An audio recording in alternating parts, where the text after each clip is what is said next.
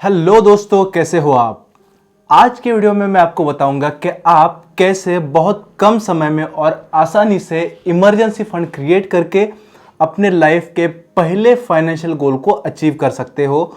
Step by step guidance करूंगा, video को पूरा देखना गाइज। मैं हूं डॉक्टर अभिजीत और आप देख रहे हैं हमारे YouTube channel online Vidya, all for education, education for all.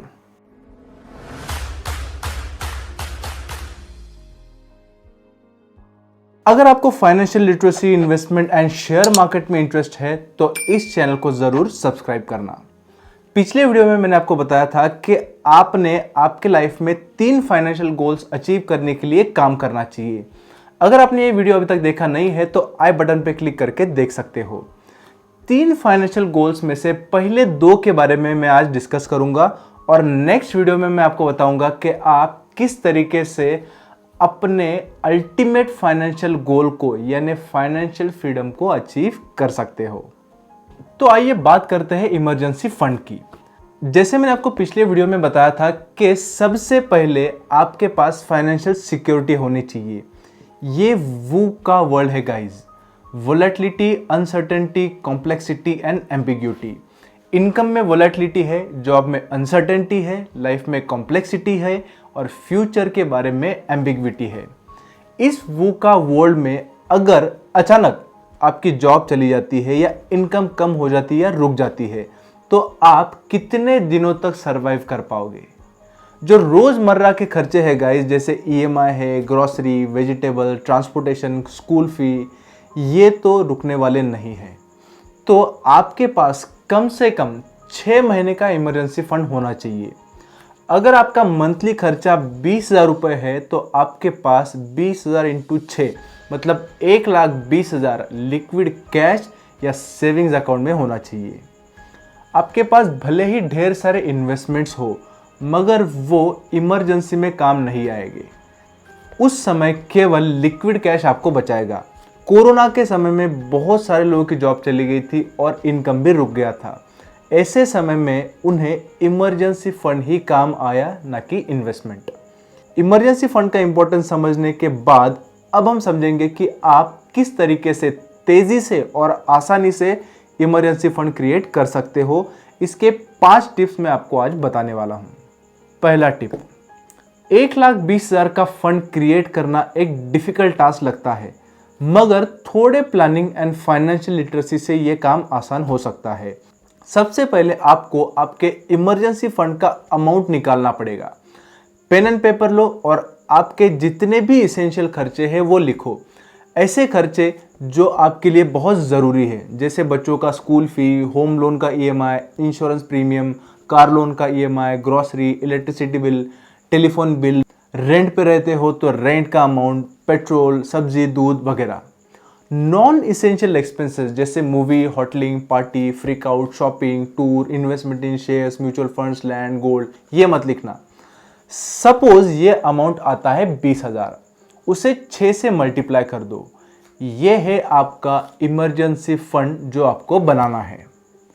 Amount decide होने के बाद आप ये डिसाइड करो कि आपके मंथली इनकम का कितना पोर्शन आप हर महीने बाजू में निकाल सकते हो। तो सपोज आपके इनकम में से आप हर महीने 10,000 रुपये बाजू में निकाल सकते हो, तो इस स्पीड से आप 12 महीने में फाइनेंशियल सिक्योरिटी हासिल करोगे। किसी को कम समय लग सकता है और किसी को ज़्यादा, मगर एक फिक्स्ड अमाउंट डिसाइड करना बहुत ज़्यादा ज़रूरी है, तभी फाइनेंशियल डिसिप्लिन आएगा। अब जो पैसा आप बाजू में निकालोगे वो कहाँ पे रखना है, यहाँ पे आती है टिप नंबर 2। इसके लिए आप एक सेपरेट सेविंग्स अकाउंट ओपन करो।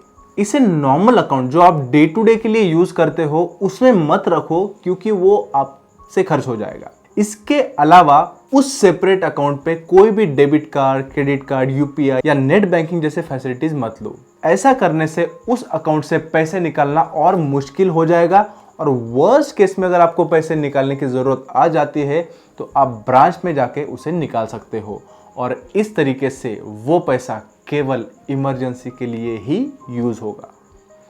तीसरा टिप भी बताऊंगा, मगर उसके पहले अगर आपको लगता है कि ये वीडियो यूजफुल है तो ज़्यादा से ज़्यादा लोगों तक इसे शेयर करो, क्योंकि किसी को सच में इस वीडियो की ज़रूरत हो सकती है।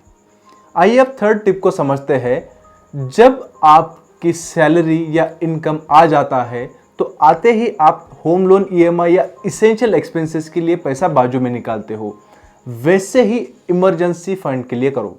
जैसे ही सैलरी होगा या इनकम आएगा वैसे ही इमीडिएटली आपने जो मंथली अमाउंट डिसाइड किया है उसे सेपरेट अकाउंट में ट्रांसफ़र कर दो। अगर पॉसिबल है तो ट्रांसफ़र को ऑटोमेट कर दो जैसे लोन के लिए करते हो। ये पैसा ट्रांसफ़र होने के बाद जो भी अमाउंट बचता है उसे खर्च करो। पहले 3 टिप्स आपको सूनर और लेटर फाइनेंशियल सिक्योरिटी प्रोवाइड ज़रूर कर देंगे।